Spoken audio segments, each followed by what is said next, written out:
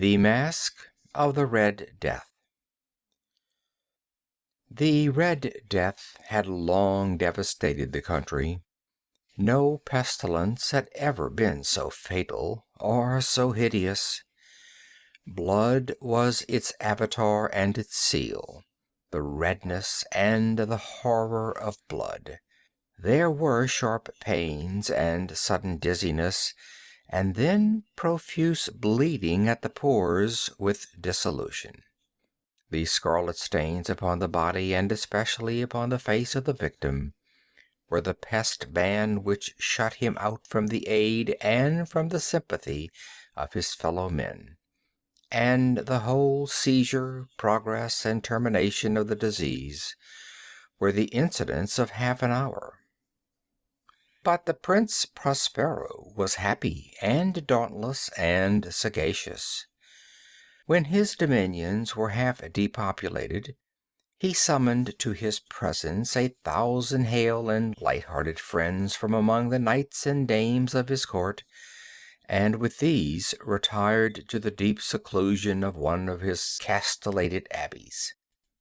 This was an extensive and magnificent structure, the creation of the prince's own eccentric yet august taste. A strong and lofty wall girdled it in. The wall had gates of iron. The courtiers, having entered, brought furnaces and massy hammers and welded the bolts. They resolved to leave means neither of ingress or egress to the sudden impulses of despair or of frenzy from within. The abbey was amply provisioned. With such precautions, the courtiers might bid defiance to contagion. The external world could take care of itself. In the meantime, it was folly to grieve or to think. The prince had provided all the appliances of pleasure. There were buffoons, there were improvisatori, there were ballet dancers, there were musicians, there was beauty, there was wine. All these and security were within. Without was the Red Death. It was toward the close of the 5th or 6th month of his seclusion, and while the pestilence raged most furiously abroad, that the Prince Prospero entertained his 1,000 friends at a masked ball of the most unusual magnificence. It was a voluptuous scene, that masquerade. But first let me tell of the rooms in which it was held. There were 7, an imperial suite. In many palaces, however, such suites form a long and straight vista, while the folding doors slide back nearly to the walls on either hand, so that the view of the whole extent is scarcely impeded. Here the case was very different, as might have been expected from the Duke's love of the bazaar. The apartments were so irregularly disposed that the vision embraced but little more than one at a time. There was a sharp turn at every 20 or 30 yards, and at each turn a novel effect. To the right and left, in the middle of each wall, a tall and narrow Gothic window looked out upon a closed corridor which pursued the windings of the suite. These windows were of stained glass, whose color varied in accordance with the prevailing hue of the decorations of the chamber into which it opened. That of the eastern extremity was hung, for example, in blue, and vividly blue were its windows. The second chamber was purple in its ornaments and tapestries, and here the panes were purple. The third was green throughout, and so were the casements. The fourth was furnished and lighted with orange, the fifth with white, the sixth with violet. The 7th apartment was closely shrouded in black velvet tapestries that hung all over the ceiling and down the walls, falling in heavy folds upon a carpet of the same material and hue. But in this chamber only, the color of the windows failed to correspond with the decorations. The panes here were scarlet, a deep blood color. Now, in no one of the 7 apartments was there any lamp or candelabrum, amid the profusion of golden ornaments that lay scattered to and fro or depended from the roof. There was no light of any kind emanating from lamp or candle within the suite of chambers, but in the corridors that followed the suite there stood, opposed to each window, a heavy tripod, bearing a brazier of fire that projected its rays through the tinted glass, and so glaringly illumined the room. And thus were produced a multitude of gaudy and fantastic appearances. But in the western or black chamber, the effect of the firelight that streamed upon the dark hangings through the blood-tinted panes was ghastly in the extreme, and produced so wild a look upon the countenances of those who entered, that there were few of the company bold enough to set foot within its precincts at all. It was in this apartment also that there stood against the western wall a gigantic clock of ebony.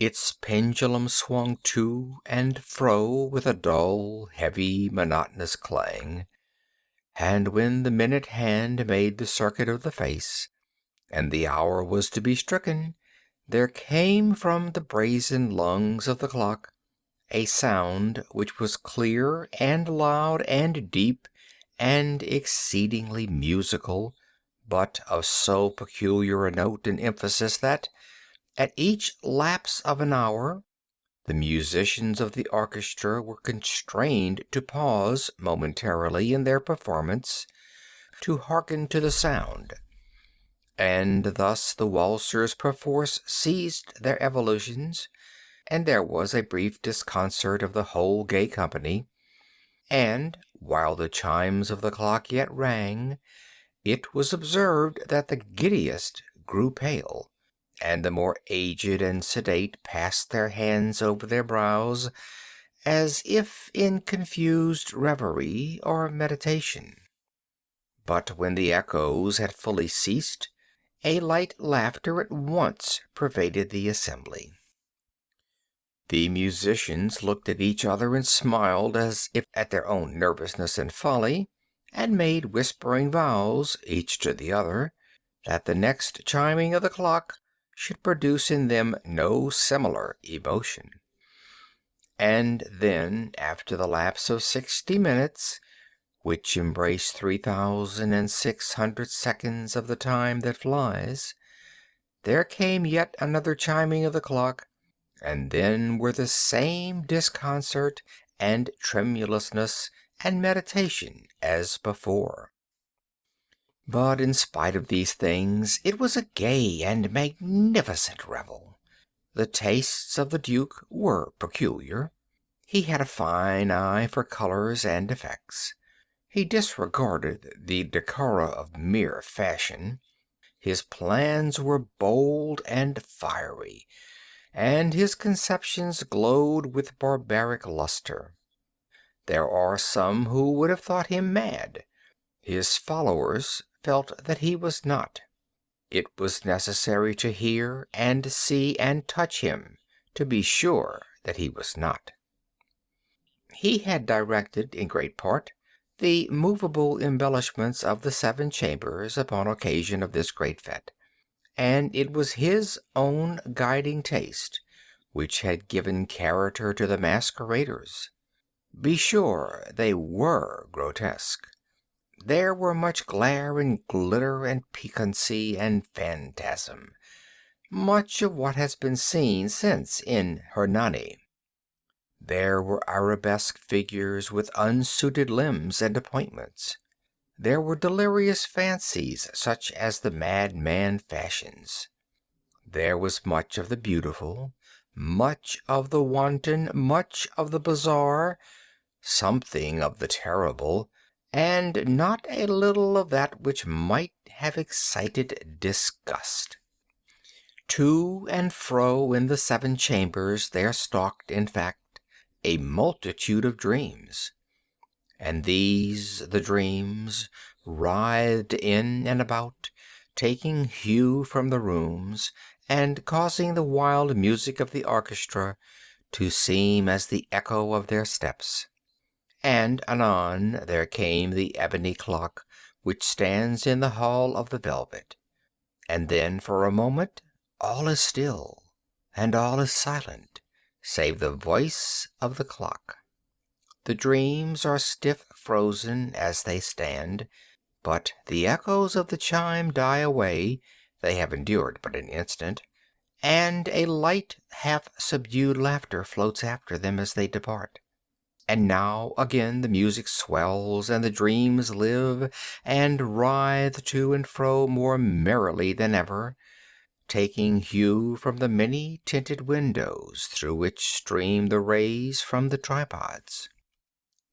But to the chamber which lies most westwardly of the 7, there are now none of the maskers who venture, for the night is waning away, and there flows a ruddier light through the blood-colored panes, and the blackness of the sable drapery appalls, and to him whose foot falls upon the sable carpet there comes from the near clock of ebony a muffled peal more solemnly emphatic than any which reaches their ears who indulge in the more remote gaieties of the other apartments. But these other apartments were densely crowded, and in them beat feverishly the heart of life, and the revel went whirlingly on, until at length there commenced the sounding of midnight upon the clock. And then the music ceased, as I have told, and the evolutions of the waltzers were quieted, and there was an uneasy cessation of all things, as before. But now there were 12 strokes to be sounded by the bell of the clock, and thus it happened, perhaps, that more of thought crept, with more of time, into the meditations of the thoughtful among those who revelled.